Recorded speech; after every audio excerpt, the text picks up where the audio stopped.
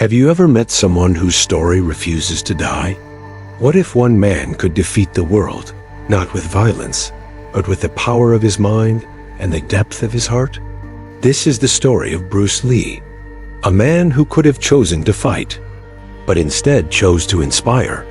He moved like the wind and hit like lightning, but his greatest strength was never in his fists.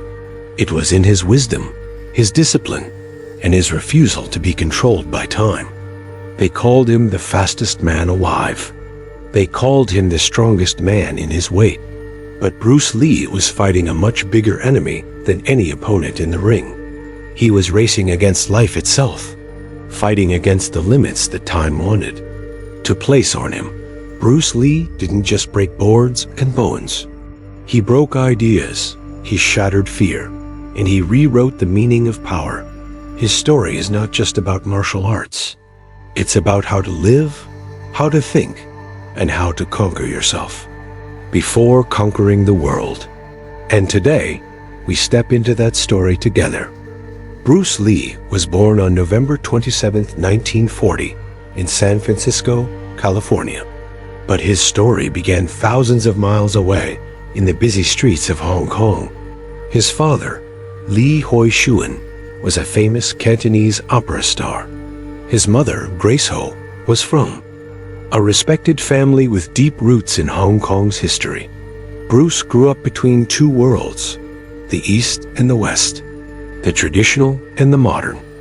His home was filled with music, movement, and the soft sounds of his father practicing opera lines. But outside, the streets were loud, crowded, and often dangerous. As a child, Bruce was small, full of energy, and known for getting into street fights. His parents saw the fire in him and enrolled him in martial arts training to teach him discipline and self-control. Little did they know that those lessons would shape the man who would one day change the world. Bruce was not a perfect student. He struggled in school, often distracted, always restless. But he was curious, always asking questions, always moving, always searching for something that school books could never give him. Even in those early years, he didn't just want to win fights. He wanted to understand life. Why are we here? How can we be strong yet gentle? How can we win without hurting others? These questions stayed with him forever. As Bruce Lee grew older, his thirst for movement only deepened.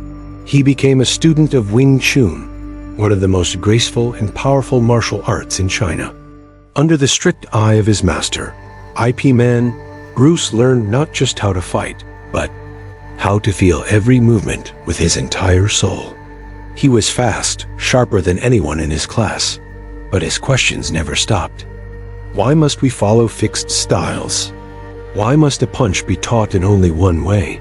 Why can't a man flow like water, shaping himself to whatever life brings? His curiosity made him a rebel in the world of traditional martial arts. At 18, his fighting spirit began to get him into trouble. Street fights, gang threats, rise in tensions. His parents feared for his life and sent him back to America to start fresh. He arrived in Seattle with a few dollars, no fame, and no plan. But what he had was priceless: his burning heart, his restless mind, his unstoppable discipline. Bruce enrolled at the University of Washington, where he studied philosophy. Between classes, he worked at restaurants and taught martial arts to pay his bills. He wasn't interested in fighting to win trophies.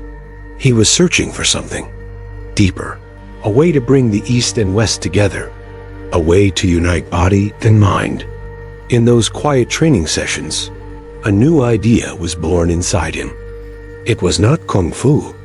It was not karate. It was something freer, something alive. He called it Jeet Kune Do, the way of the intercepting fist.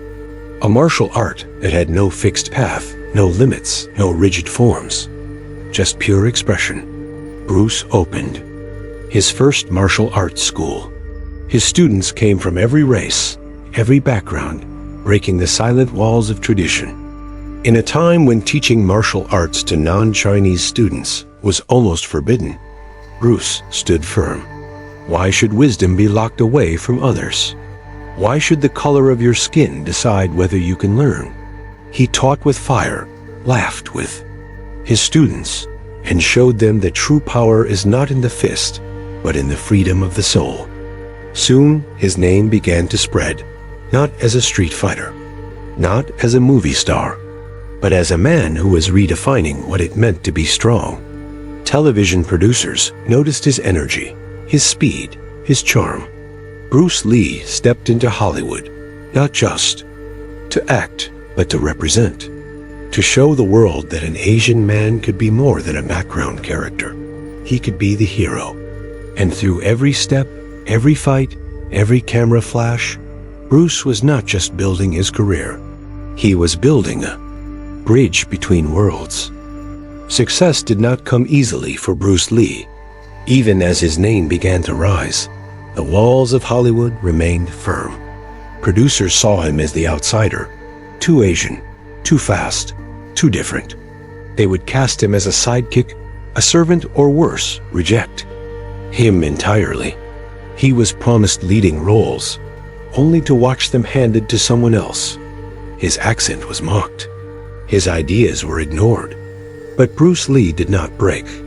He trained harder. He worked day and night, perfecting his speed, sharpening his mind. Behind the glowing lights, his body began to pay the price. He suffered from unbearable back pain. Doctors told him he might never practice martial arts again. For most people, that would have been the end. But Bruce Lee was not most people. He spent months lying flat, unable to move, holding books above his head to keep learning.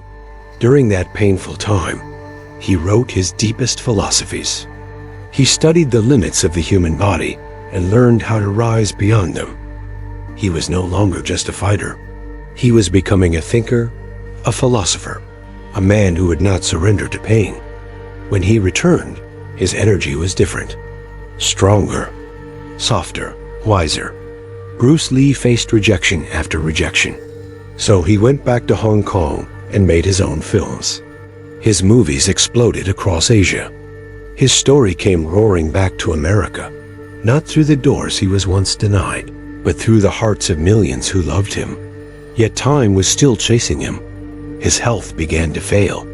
Whispers of pressure, of exhaustion, of pushing his body too far. But Bruce Lee kept moving. He kept building his dream, until one day, at just 32 years old, his light went out. The world was shocked. But in truth, Bruce Lee had already beaten time, because legends do not need to live forever. They only need to live fully. Bruce Lee did not just make movies. He created a movement. His films like The Big Boss, Fist of Fury, and Enter the Dragon shattered records and brought martial arts to the global stage. For the first time, people around the world were cheering for an Asian hero, a man who was proud of his roots and proud of his strength. Bruce Lee became a symbol, a bridge between cultures, a man who made the world see that power does not wear just one face.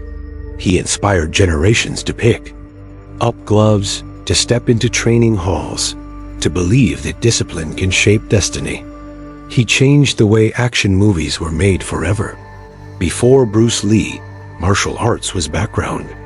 After Bruce Lee, it became the story.